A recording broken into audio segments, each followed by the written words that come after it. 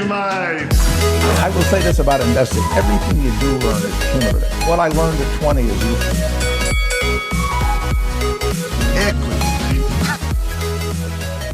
Welcome to another episode of Equity Mates, a podcast where we help you learn to invest in 45 minutes or less. We break down the world of investing from beginning to dividend so that you can hopefully make some returns.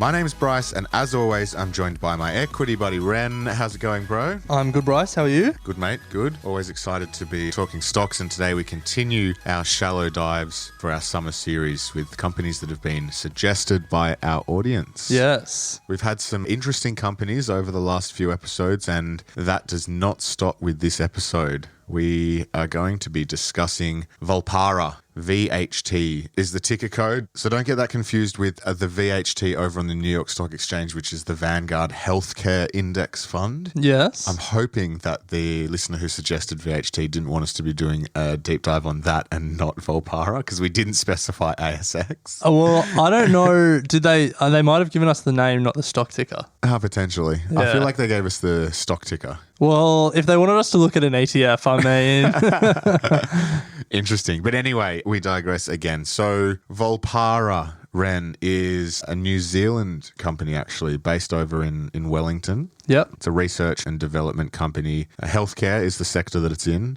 and it specializes in breast imaging analytics Yes. and analysis products that help to improve the decisions that our doctors and those that are trying to identify breast cancer, help them to improve and identify breast cancer diagnosis. Yeah, 100%. So pretty important business, pretty important to our society. Anything to add to what it does? Not at this stage. I mean, you've summed it up there. It uses artificial intelligence and machine learning to analyze images to try and get better at detecting breast cancer. There's over 500,000 breast cancer deaths every year, so big need for it. Yeah. I guess one thing that we will probably get into eventually, so we may as well get into now, is it seems like what they're arguing for is not just better technology, but a certain type of imaging and a certain type of analysis, which I think is contested in the scientific field. Now, this is all, we're only doing a shallow dive here. So if you were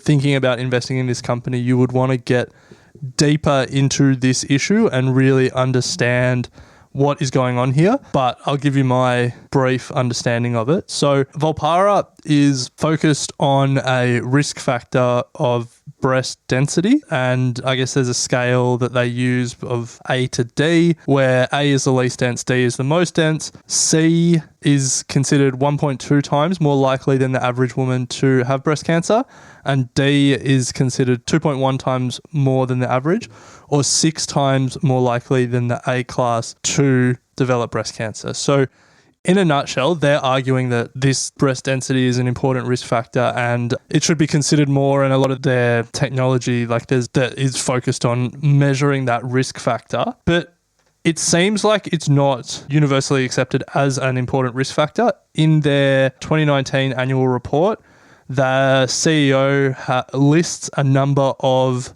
major studies around the world that support breast density as a major risk factor, or critique the current imaging system, which acronym is BI-RADS. So it seems like there is some level of trying to prove their point as well about this as a risk factor. So I just searched, breast density for breast cancer, and a lot of the information sites sort of talk about how density is a risk factor, but then they put a number of caveats. So for the sake of completeness, I'll read some of them out. So density can vary at different points in people's lives, and it can be scored differently from one clinic to another.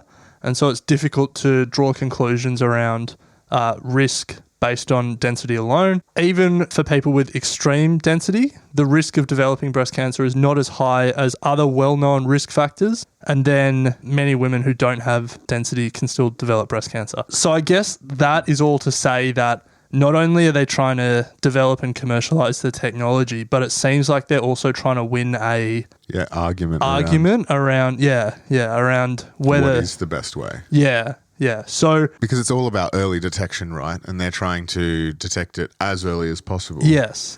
So that's where the argument's coming around, is what is the best way to detect it as early as possible. Yeah. And then I guess their argument is twofold. One, that this is an important risk factor, and two, that their technology is the right technology to attack this risk factor. And so to jump ahead to the question that you've been asking at the end of these sessions, is it in your circle of competence?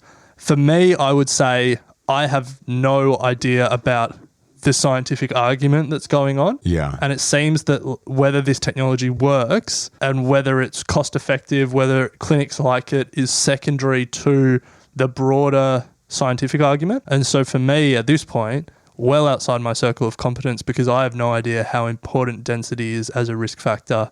And it seems that a lot of the companies' fortunes depend on that debate. Yeah, I would agree, Ren. I don't tend to go to bed and read up on these sorts of things at night. So certainly outside of my circle of competence as well, but nonetheless, pretty interesting to try and get your head around all of these sorts of things, because, you know, they throw out their packs that they've been approved by the FDA and risk assessments and all this sort of stuff, which can be misleading, I guess, in some instances. So, got to pick you up there. You said that they've been approved by the FDA. It's important the terminology you used. If you've read the Theranos book. Yes, and listen to the podcast. Yes. The Dropout. They haven't been approved by the FDA. They've been cleared by the FDA. Ah. So FDA is the Food and Drug Administration in the United States. Yeah. And they have the responsibility for approving drugs, but also medical devices. FDA cleared is when a device is substantially similar to other devices that have already been approved. The FDA doesn't do a thorough examination and they clear it. And that's how Theranos floated along for a while. And then they had some other loophole around being a laboratory. But FDA approved is when the FDA have reviewed specifically and approved. Interesting. And so in this case, it's a clearance. Yes. Primarily based on the fact that it's very similar to existing technologies and devices out there at the moment. Because I think Volpara isn't trying to add value in terms of the device itself. It seems the device itself is a means to an end, which is the AI and the machine learning used to analyze what's being shown at a better rate than currently exists. So is there long-term play here to win the argument so that win the argument against early detection and the best way to do so, and then have such a patented product that they sort of corner the market into using theirs? I don't know. You'd have to ask them. Well, they're not here, Ren. So From what it looks like, they have recently acquired a company, medical reporting software, MRS, and that gives them access to, I think, close to 2,000 clinics in the US. And it seems like they've got technology that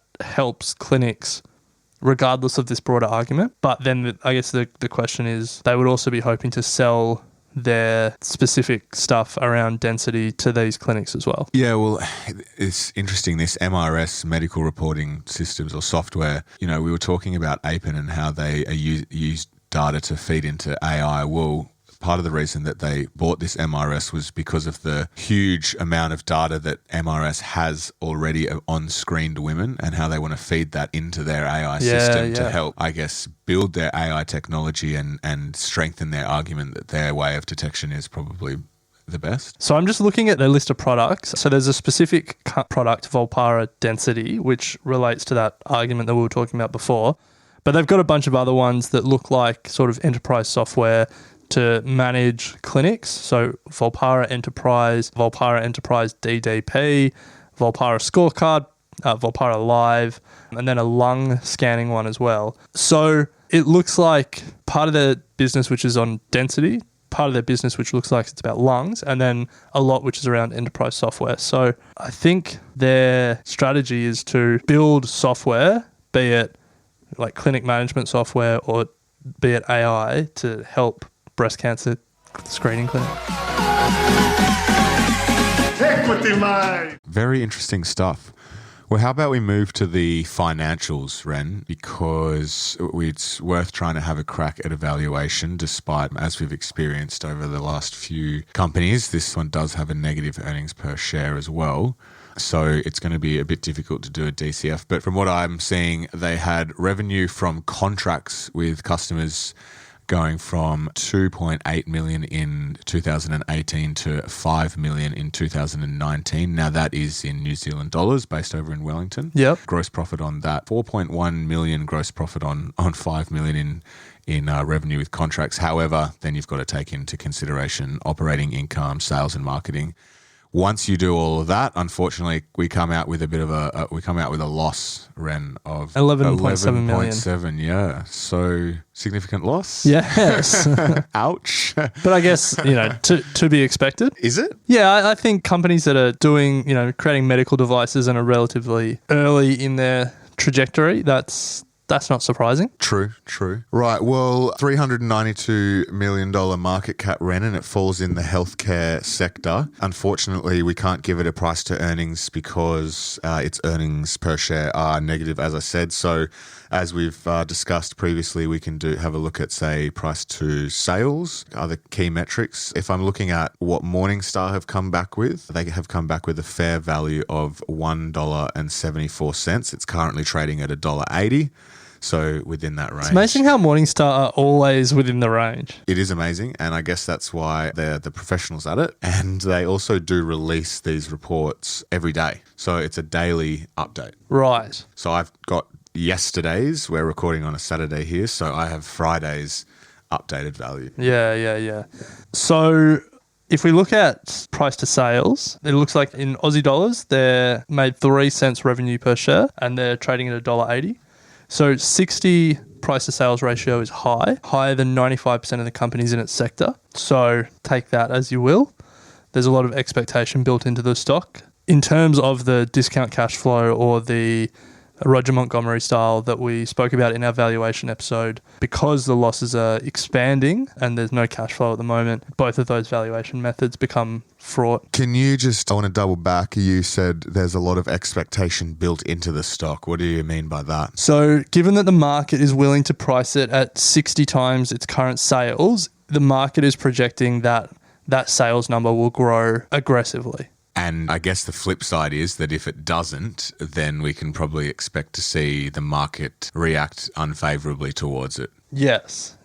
And we got to keep in mind that, so the stock sort of launched in 2016 and it's up 270% from there. So it's run a long way. And so, the market are expecting to see something. Yeah.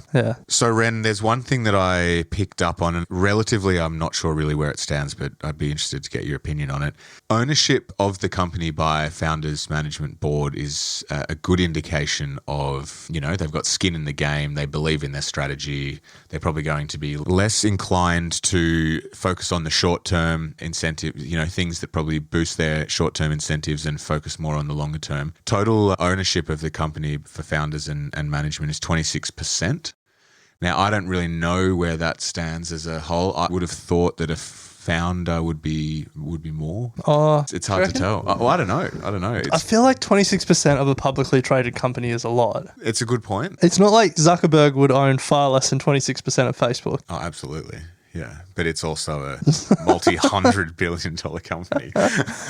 Yes. True. This is a market cap of 300 million or thereabouts. Because I think when you list, you have to sell shares or you create more. Dilute your own. Yeah, unless you decide that you're going to subscribe to the IPO to maintain your percentage.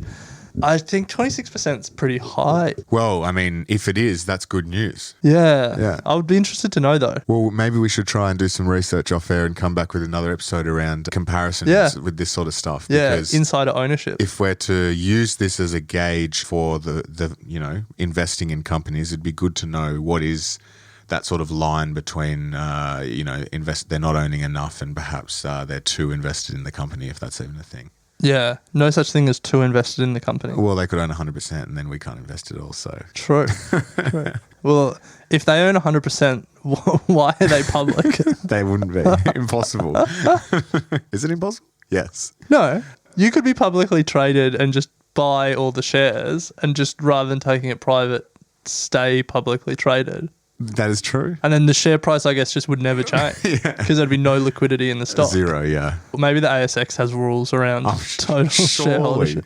But maybe it's like you just want to publicly report Why would you do that? so everyone knows how good your company is. Anyway, You'll see. If I found a company, not selling any shares, but making it public.